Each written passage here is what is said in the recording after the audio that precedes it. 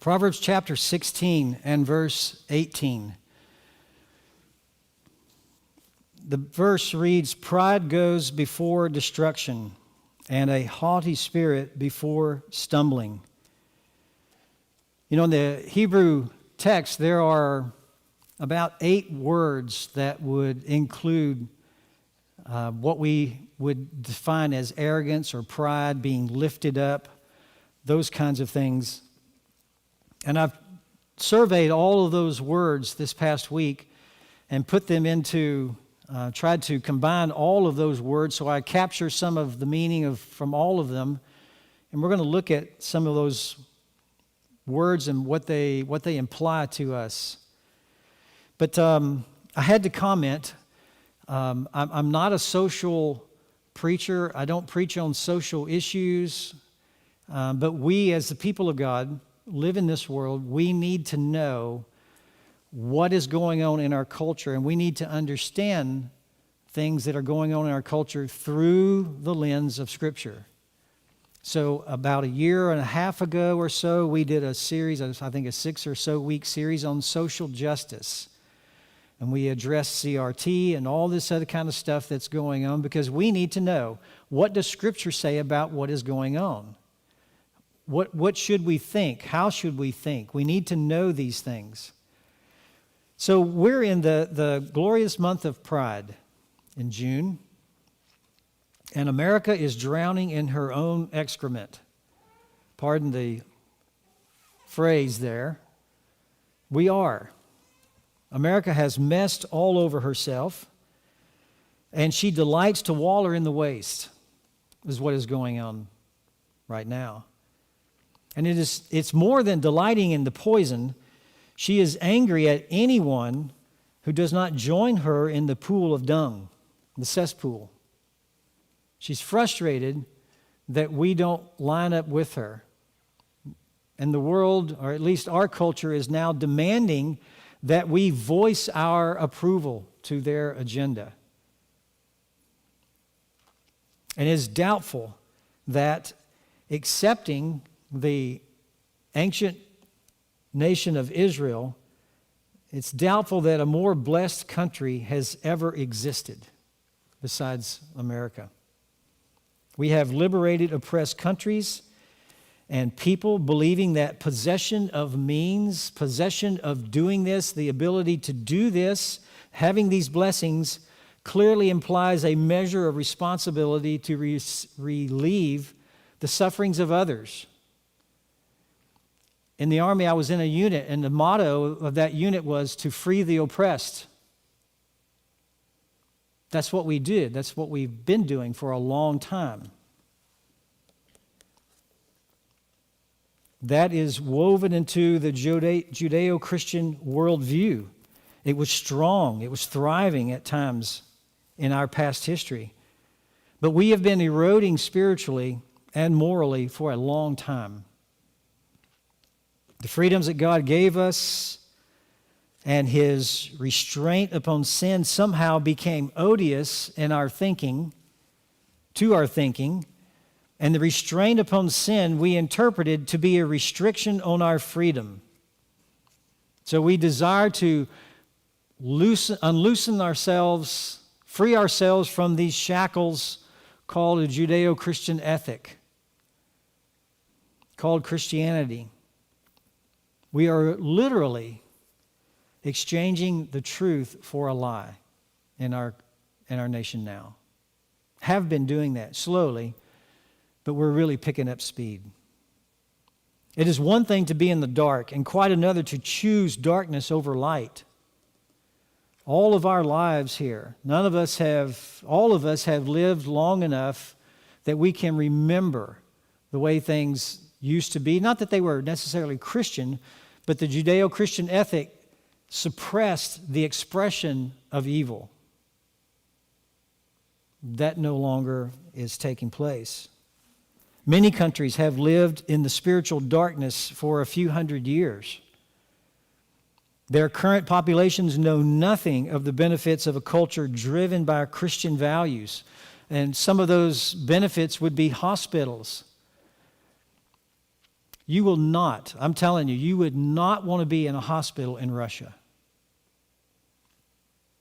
Don't go there. Don't be in Russia and have to go to a Russian hospital. It will not go well. But by the providence and sovereignty of God, you might survive. But I'm telling you, it's dirty. They use stuff over and over again. They throw it on the ground. Poor lighting at the very least. Those are just some of the things. Not only hospitals, but available food. Available food. No one wants to wait in line for some rice or some bread. Clean water. Isn't it nice to turn on the faucet and you can have confidence that it's clean water? You can't everywhere else. Jobs that are available. The ability I wish to move to this state and work at this place. You have that. You cannot do that in other parts of the world. There is no opportunity to move laterally or up economically. Where you're born is where you're born. Some countries are in what we called EENT, ending evening nautical twilight. What that is it's like 15 minutes before and after the sun drops below the horizon. It's BMNT, before morning nautical twilight, and EENT. So you're ready. You stand to during those times, 15 minutes before the sun hits the horizon and 15 minutes after it goes down. Some countries are in EENT. The sun has almost set on them, so to speak. There's no more light. It's getting very, very dim. Like Germany. The last Germany saw anything spiritually uplifting was the Reformation. England,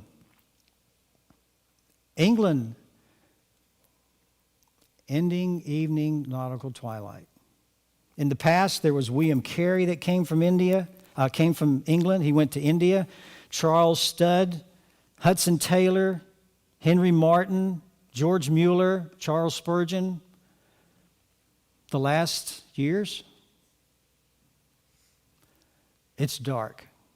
Many of the old churches have been turned into breweries or mosques, places where Islam is served, mosques. The USA is approaching EENT, ending evening nautical twilight, and we are picking up speed as well. The church, nor believers, will be mere bystanders watching the implosion. No, we will be required to sing along with the rebellion. We will be expected to fall in formation, to dress right dress, to march to their cadence. And we will be criticized, if not persecuted, when we do not line up with them. The U.S. government is actually promoting abortion and homosexuality in other countries. They're actually raising the pride flag at U.S. embassies. It's mind-boggling to me. Here in the U.S., the government is enlisting corporations to be their policy arm in the private sector. And the majority of people are oblivious or not so concerned so long as they have their iPhone and have their money. They're not concerned about the enveloping cult. We know our culture has been given over by God.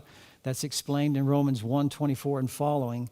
Satan is certainly pushing all the buttons, and people are eager to throw off the shackles of Christianity. So here we are in Pride Month. That is one evidence of having been given over by God. This month is called Pride, a name that represents a great evil because it involves pretending to be independent from God, their Creator. One day, well, you know that one day is not sufficient. It's not sufficient time to press society into the LBGTQ, RST, happy face emoji, / plus, whatever. They keep adding stuff to it. Sad face emoji. String. It has to be 30 days. It can't be one. It has to be 30 days. We have to focus special attention rebelling against God's divine design for 30 days. Moms only get 1 day. Dads only get 1 day. But pride gets 30. Well, I wish it were only 30 days. Here's a current list. Here's a current list of holidays that celebrate homosexuality and transgender currently in our states. January 15th, No Name Calling Week. February 1st, LGBT plus History Month. February 12th, National Freedom to Marry Day. March 31st, Transgender Day of Visibility. April 12th, Day of Silence and International Day of Pink. May 16th, National Honor Our LGBT Elders Day. May 17th, International Day Against Homophobia, Transphobia, and Biphobia. May 22nd, Harvey Milk Day. June 1st, Pride Month. June 12th, Pulse Night of Remembrance. I think that's that nightclub that got all shot up. I think it was Pulse Night of Remembrance. Vigil to remember. June 28th, Christopher Street Day. July 14th, International Non-Binary Peoples Day. September 23rd, Celebrate Bisexuality Day. October 1st, LGBTQ plus, like Disney Plus, History Month / National LGBT History Month. So we had 2 months of History Month. October 10th, the Iris Prize Film Festival. It's only for films that promote or talk about homosexuality and transgender. October 19th, LGBT Center Awareness Day and Spirit Day. October 26th, National Transgender Children Day. November 9th, Brian Holland Legacy Day. November 20th, Transgender Day of Remembrance. That's the culture we live in.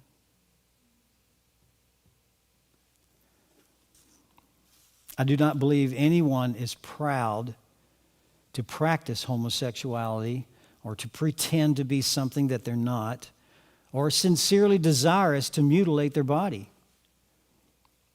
The extreme inculcation, the over and over, teaching over and over again, is really them attempting to convince themselves there is reason to be proud.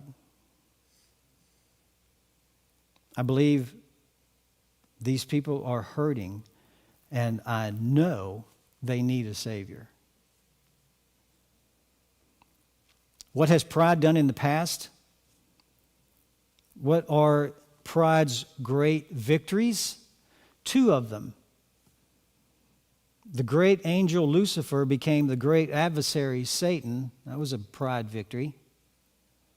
The sin of pride made Lucifer feel his subjection to God, and it was intolerable to him, and it caused his rebellion, his banishment from heaven, and the entry of sin into the world. Pride was the sin of the devil and the original source of all evil.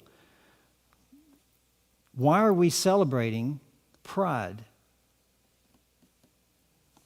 Another pride victory. A peaceful, innocent man and woman became condemned and bore the guilt of sin. They died spiritually.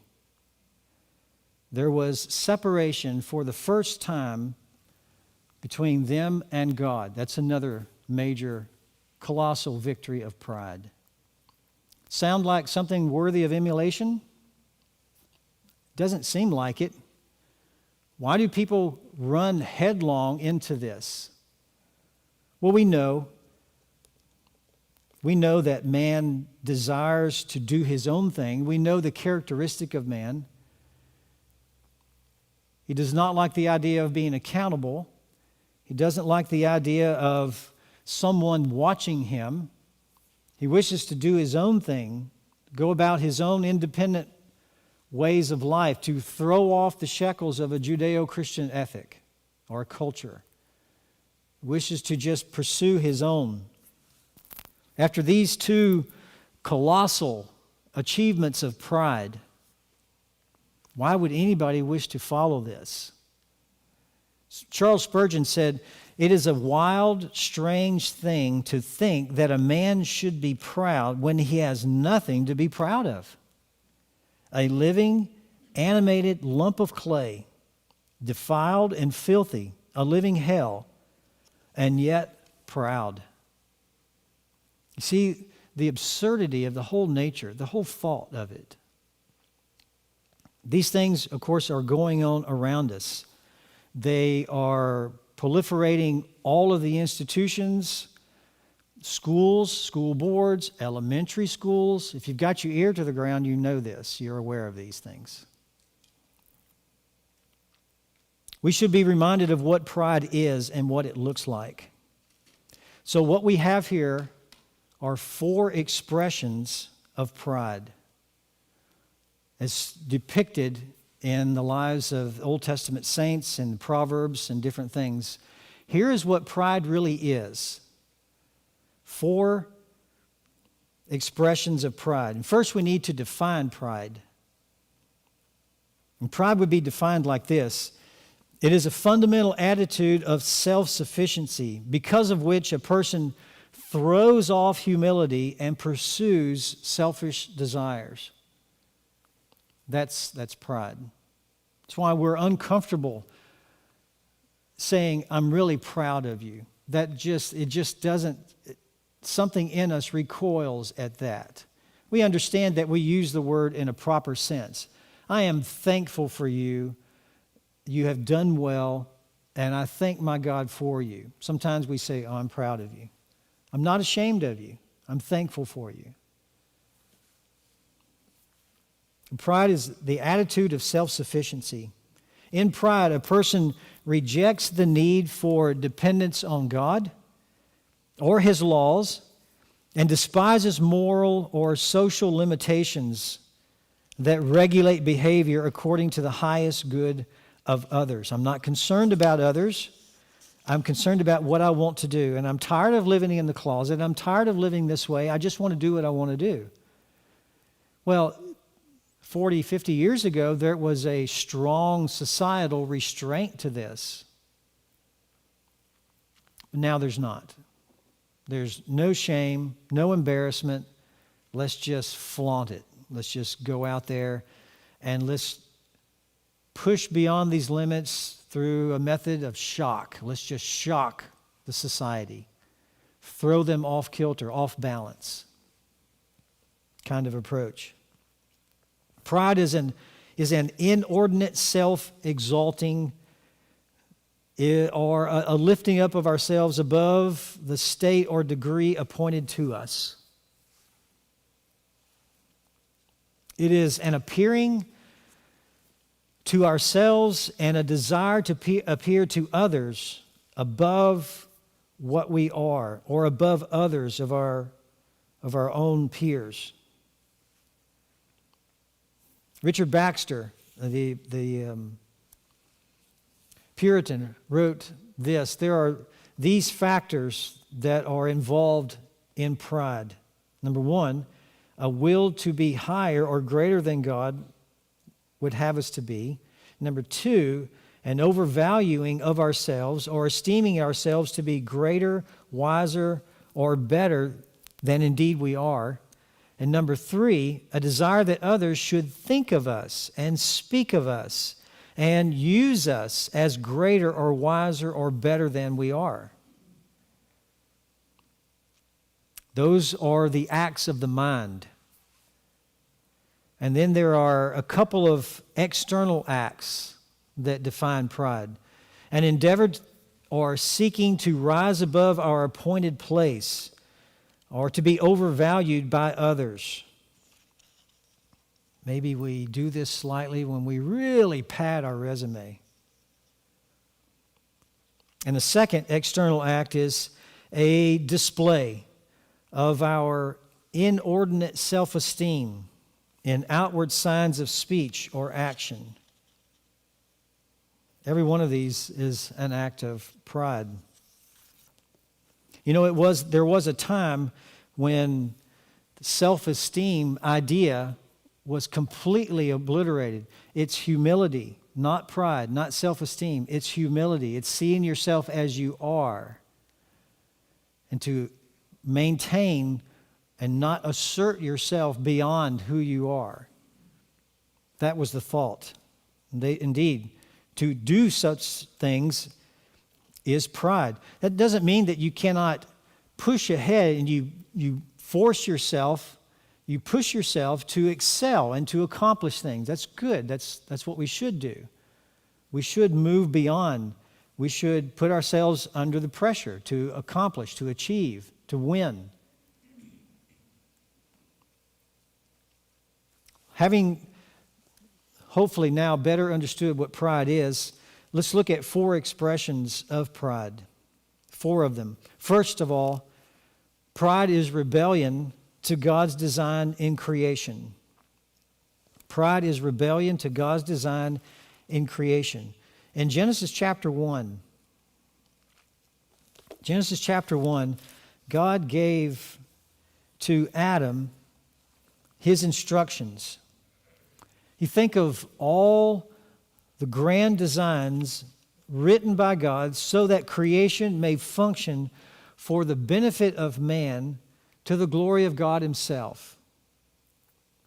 Well, pride is rebellion to God's design in creation. And you look at that as an individual, you can look at that as a family, you can look at that in your work ethic. God's design is rebelled against. So Genesis 1, verse 26. Here are God's instructions. Let us make man in our image. Our image, there's an indication of a Trinity right there in the Old Testament. According to our likeness, so that they will have dominion over the fish of the sea, over the birds of the sky, and over the cattle, and over all the earth, and over every creeping thing that creeps on the earth. God created man in his own image, the image of God. He created him, male and female. God blessed them. God said to them, be fruitful and multiply, fill the earth, subdue it, have dominion over the fish, over the birds, over every living thing that creeps on the earth. I have given you, God says, every plant yielding seed that is on the surface of all the earth, and every tree which has the fruit of the tree yielding seed, it shall be food for you. And to every beast of the earth, and to every bird of the sky, and to everything that creeps on the earth which has life, I have given every green plant for food. And it was so. There's the instructions, the original instructions. We are to have dominion over this earth. Man was given dominion over all the created animal kingdom. He was commanded to marry a woman and have children. We know there are exceptions. Paul talks about that in 1 Corinthians 7. Man is commanded to protect.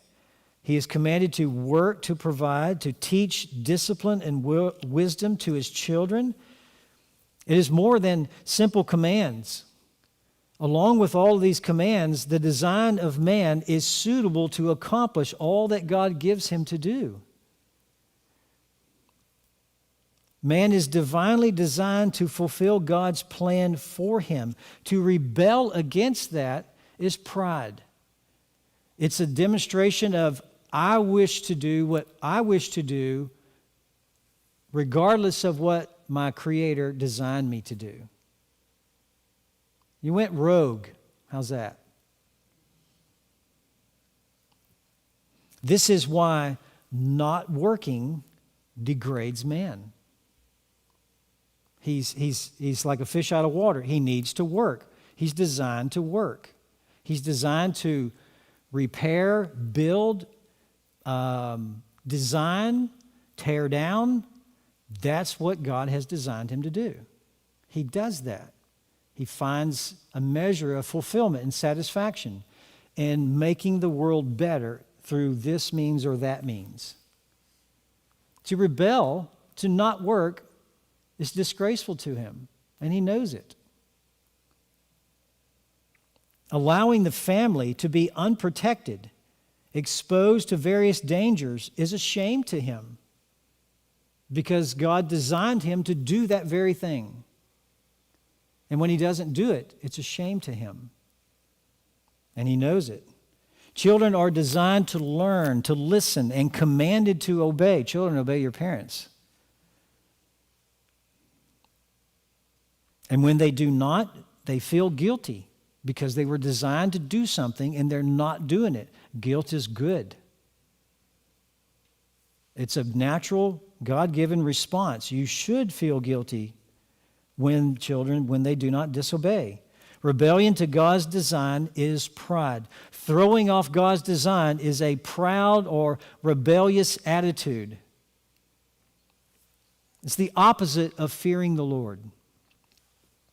In Proverbs 8 and verse 13, the fear of Yahweh is to hate evil, pride, and arrogance, and the evil way, and the mouth of perverted words I hate.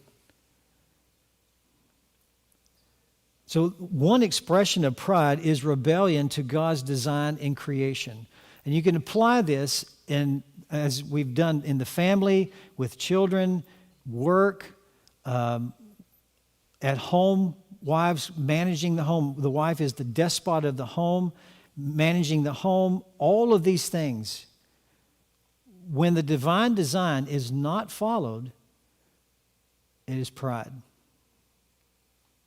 Accepting all the potential, possibilities that you can't do it. There's a physical inability. Accepting those. When you rebel, it's called pride. Number 2, another expression of pride. Pride is a claim to self-autonomy. Familiar to us all are those that brag. Been around somebody that brags all the time? Their favorite person is themselves. They always talk about themselves. They get on the basketball court and they hog the ball. They're always dribbling and shooting, never passing the ball off. They're just one-man show. That's just their character. You see it. Too often, bragging expresses itself in idle boast. In 1 Samuel chapter 2 and verse 3. 1 Samuel chapter 2 and verse 3 is an interesting passage. We're talking about idle boast and excessive bragging. 1 Samuel chapter 2 and verse 3. This is Hannah's song of thanksgiving, and she's praying this, and this is a message to people. Do not multiply speaking so very proudly. Let arrogance not come out of your mouth. For Yahweh is a God of knowledge, and with him actions are weighed. Likely she is referring to Peninnah. Peninnah was her husband's other wife that continued to give him children. And she Peninnah antagonized Hannah. And evidently, in the context, Peninnah did not give thanks to God and recognize that it was God that gave her the children. She used it as an excuse to criticize Hannah, who was not having any children. And so when God does answer her prayer and give her Samuel, this is her response. Do not multiply speaking so very proudly. Let arrogance not come out of your mouth. Yahweh is a God of knowledge, and with him actions are weighed. Prideful people lift themselves up to exalted positions by claiming power and authority over circumstances that are beyond their control. This applies to individuals. It applies to nations who presume to have authority or rights that are not legitimately theirs. Foreign nations around Israel did this quite often. You've heard of the little country to the west of Israel called Moab. Moab had a reputation for arrogance that extended well beyond her boundaries. Let me show you. In Isaiah chapter 16, listen to what this says about Moab. Isaiah 16 and verse 6.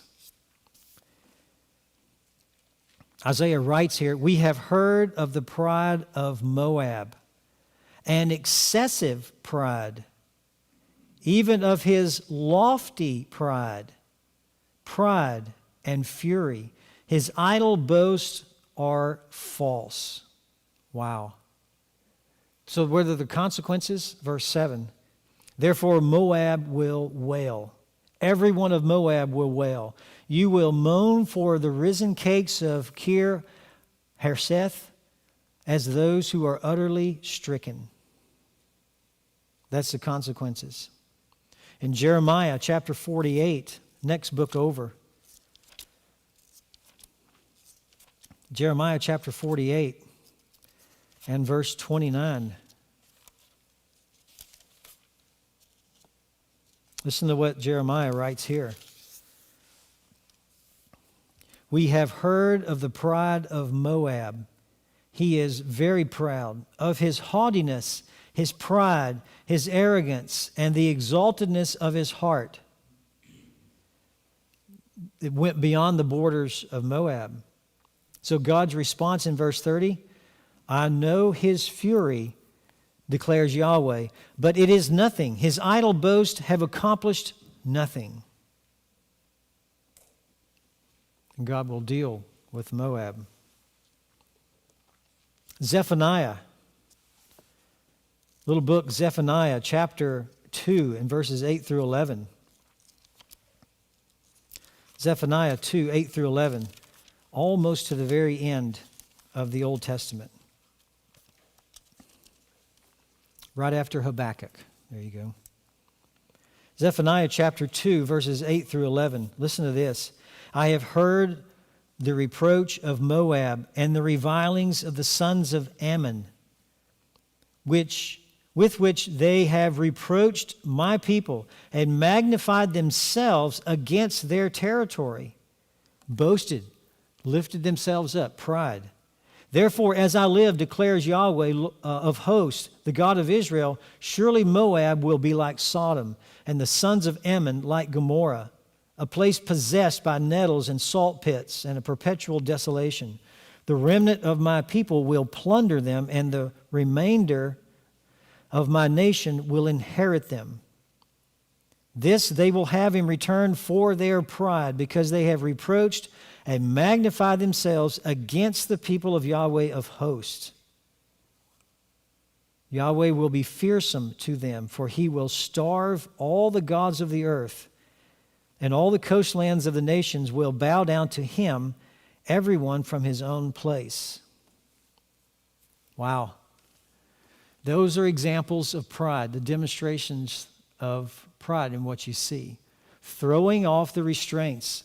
God gave them land. God made them a country. God protected Moab and Ammon because they are the incestuous children of Lot, Abraham's nephew. He gave them some land, but they were not content with that land. And they rose up in their arrogance and their pride, and they desired more than the Lord gave them. And so the Lord dealt with them. Pride does tickle the heart of fools with content and pleasure to hear themselves applauded. How many clicks did I get? How many likes did I not get? Oh, me. I didn't get enough likes. And so your whole attitude, your whole countenance, your whole demeanor is affected by something that trivial.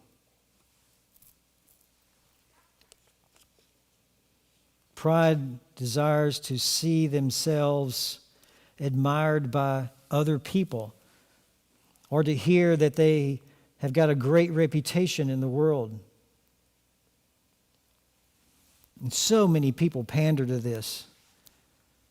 And this may involve an attitude or behavior that ignores, rejects, or acts presumptuously against the validity of God's authority. Let me give you an example of that. In Deuteronomy chapter 17.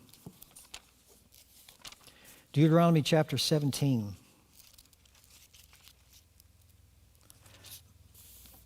Verses 12 and 13. The man who acts presumptuously by not listening to the priest who stands there to minister to Yahweh your God, or to the judge, that man shall die. Thus you shall purge the evil from Israel. So if you have a man who acts presumptuously, how so? What do you mean you're being presumptuous? You're not listening to the priest or to the judge. The response in a theocracy is that that man shall die. You shall purge the evil from Israel. Then all the people will hear and be afraid and not act presumptuously again. Look across the page to chapter 18, verses 20 and following.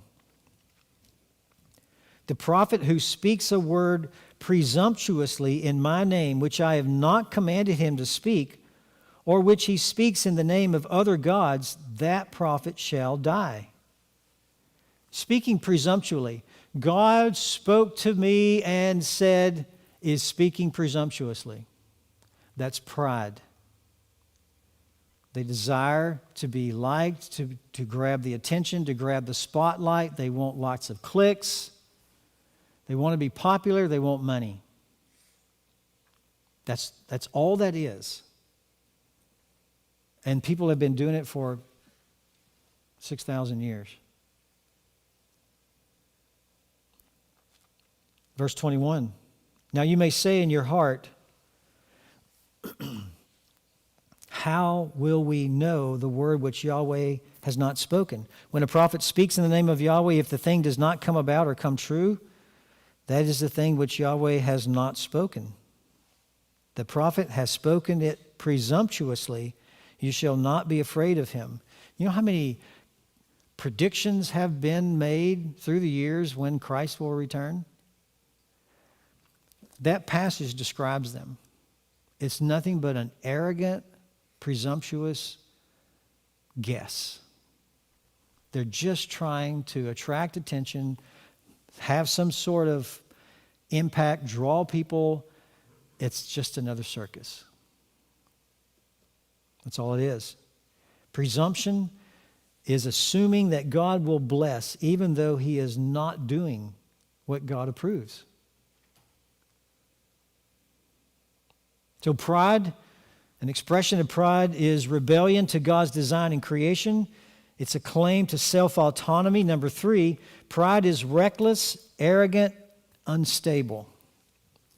Reckless, arrogant, and unstable. In Genesis chapter 49 and verse 4, when Jacob is blessing all of his sons, he says something about Reuben. Genesis 49 and verse 4, he mentions Reuben's reckless behavior. Uncontrolled as water, you shall not have preeminence, because you went up to your father's bed, then you defiled it. He went up to my couch. His reckless behavior is compared here to unstable or turbulent water. He did something that was outside of God's design. He was arrogant about what he did. It was unstable. It was reckless. It was arrogant. He should not have done it. That's an example. That's what pride does. In Nehemiah chapter 9 and verse 29, Nehemiah chapter 9 and verse 29.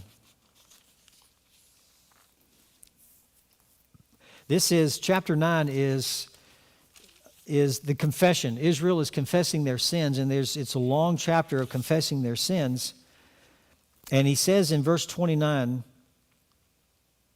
and testify to them in order to turn them back to your law. He's talking about the period of the judges, when there was the Lord would raise up opposition because of disobedience. The people would cry out. The Lord would raise up a judge to deliver. There would be peace for a period of years, and the whole cycle would start again.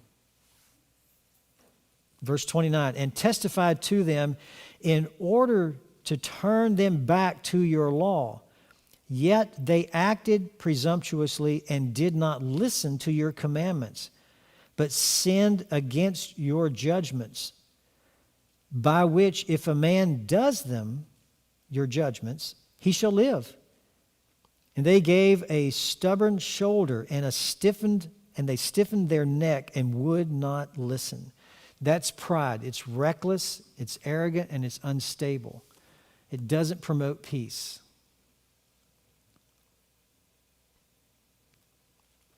The excessive arrogant reject the way of faith, and they wildly boast in their drunkenness of their unlimited power and their lusts to kill and to destroy. That's what pride does. Back over in the latter part of the Old Testament to the book of Habakkuk. The book of Habakkuk in chapter 2 and verse 5.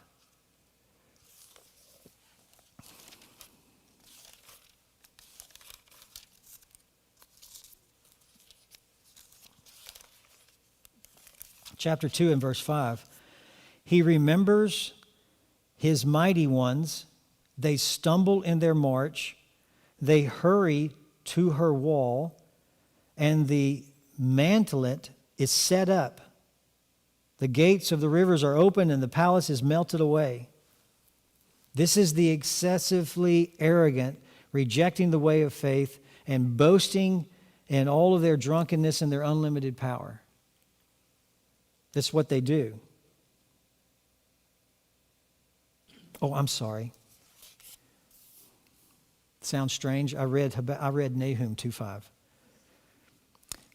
Habakkuk 2:5. And indeed, wine betrays the haughty man, so that he does not stay at home. He enlarges his appetite like Sheol, and he is like death, never satisfied.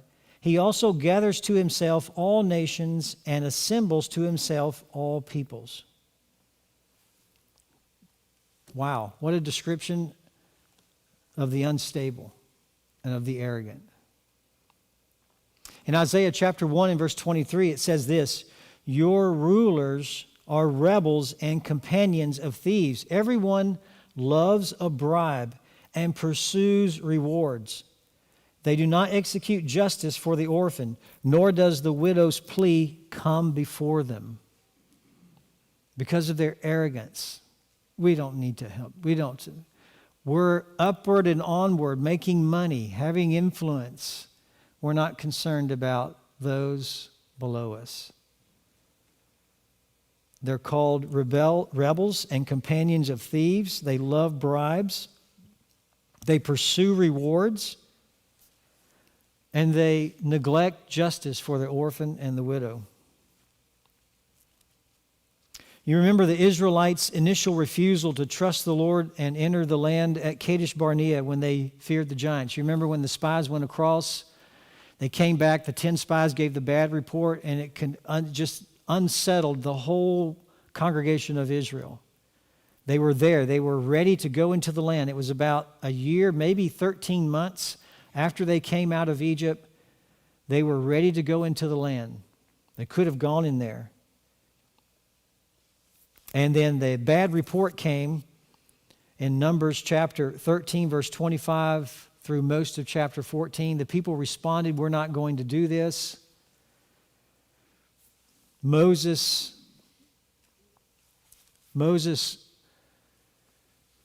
he pronounced discipline upon them. The 10 spies actually died from a famine, from some sort of disease. But here's what happened. Here's the instability. the going back and forth all the time. The next day, after all this happened that Moses said to them, the next day, realizing their mistake and puffed up and arrogant about their abilities, the people presumptuously tried to enter the land. And you remember what happened when they tried to go in the land. Okay, we realize we made a mistake. Let's line up and let's go into the land. God was not with them at that time. And so they were defeated. They disregarded the command of Yahweh the previous day. Yahweh said to them, do not do this, I will not be with you.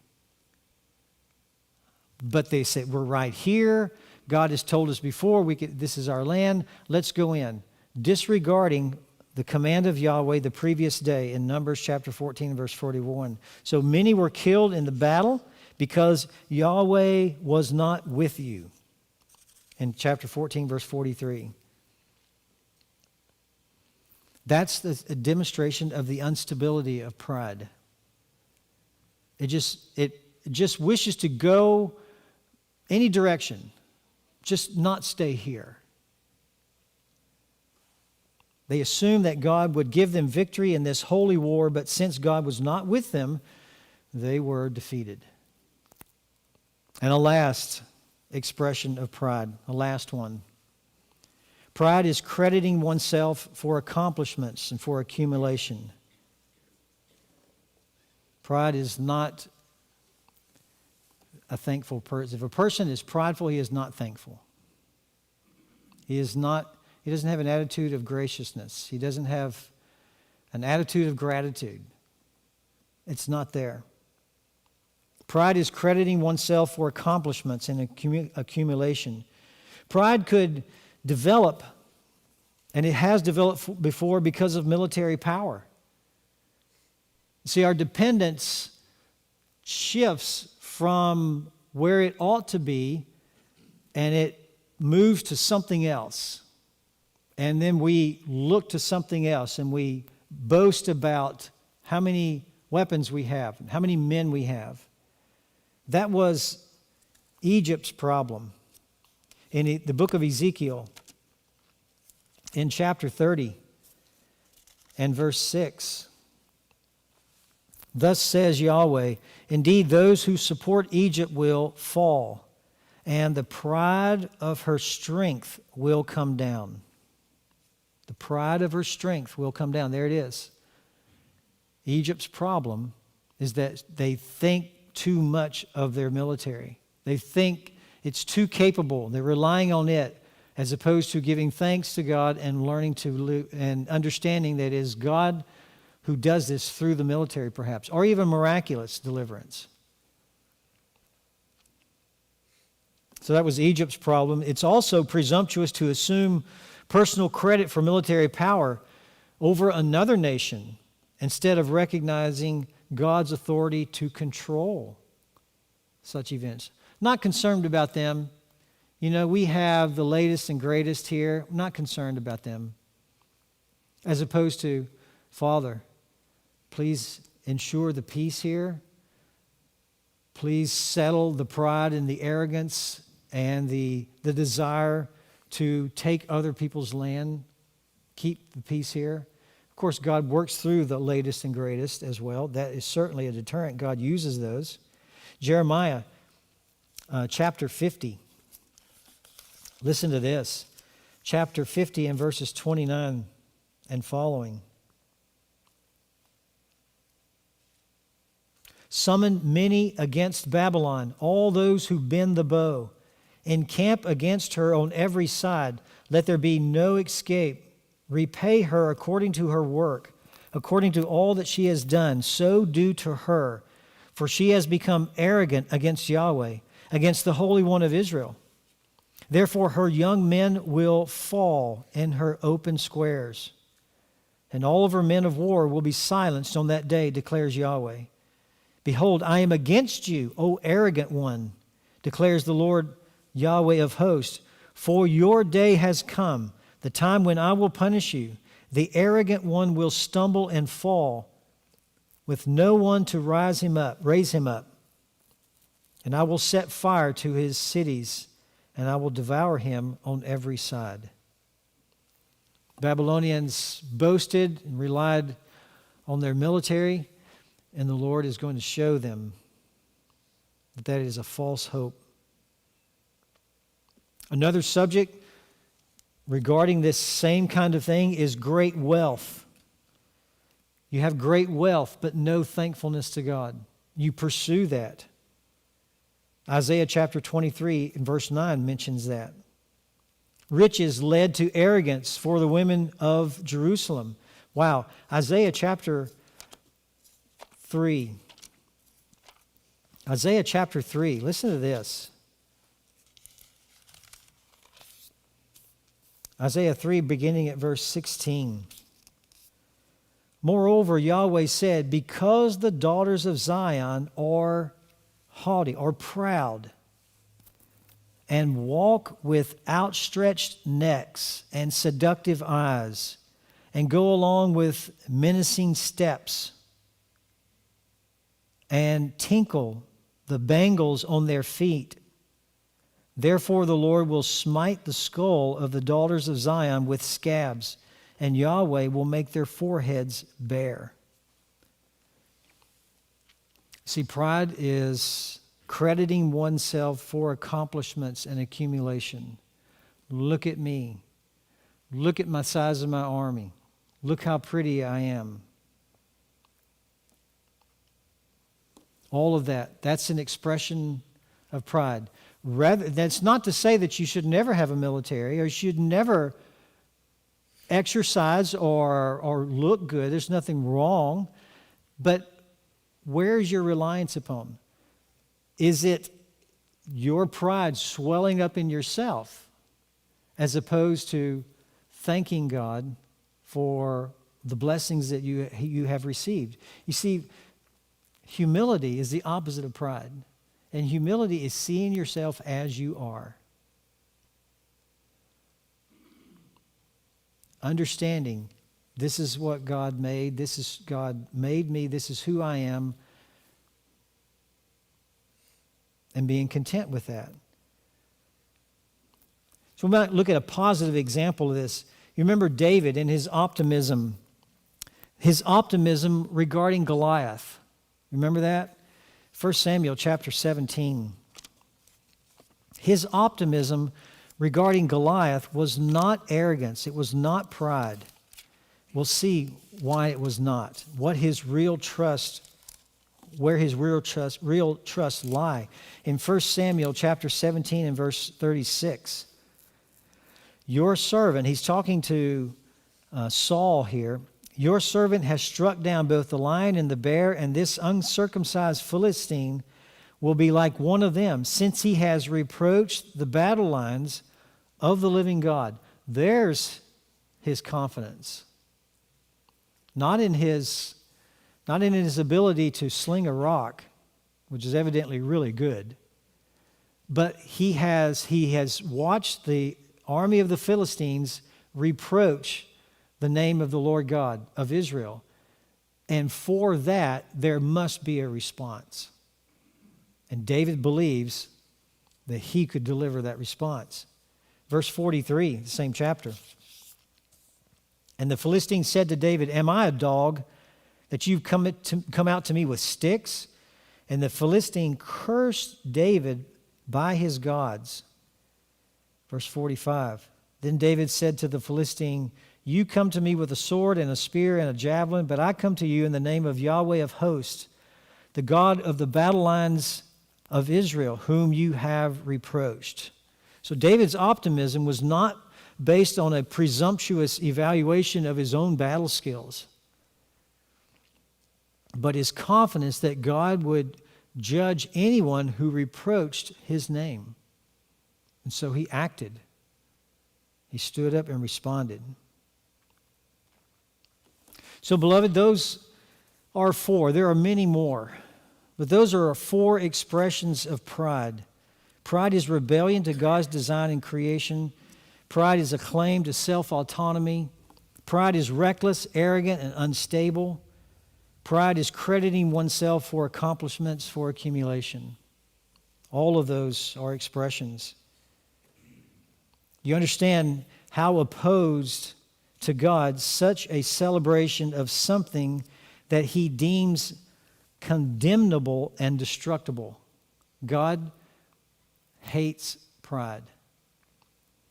So we understand how opposed he is to a celebration that's taking place now. And I would presume anyone that joins in step, that marches along with it. Proverbs chapter 16 and verse 5. Everyone who is proud in heart is an abomination to Yahweh. Assuredly, he will not be unpunished. Well, this is what America, home of two great awakenings, many more smaller revivals through the years, and unprecedented freedom has come to in our day. Do not be naive, beloved. Do not be naive. They are coming after you, and they are coming after your children. Do not be naive. The schools that I attended in the late 60s and the early 70s are not the same schools. Not the same. Listen to this. From a homosexual columnist. He wrote, "Recruiting children? You bet we are. Conservatives accuse us of exploiting children, and in response we say, no, we're not going to make kids learn about homosexuality. We swear. But let's face it, that's a lie. We want educators to teach future generations of children to accept queer sexuality. In fact, our very future depends on it. Can we please just start admitting that we do actually want to indoctrinate kids?" Now, I accessed that off the web on 10 November 2012. That's why you see what's going on now. It's pride. It's throwing off the shackles. No shame, no restraint. This is what we're doing. And you can't hide, because they will come and insist that your kids be a part of this. And when you give them an iPhone, you make them accessible to all their attempts. Be wise, beloved. Walk wisely in the days in which we live. All of this means that the opportunities to share the gospel and the need for the gospel has never been greater. The opportunities to do so have never been more plentiful. The answer to all of this is Jesus Christ. He will give peace. Whatever is going on inside the souls of these people, only Christ can give them freedom and peace. But they'll never hear about it unless you, share that truth with them. And that's why God has left us here on the earth. That's why He saved us, and He didn't immediately take us home. He left us here to do what? To make disciples. That's why we're here. Lord, thank you for all of this truth that you have given us in your word.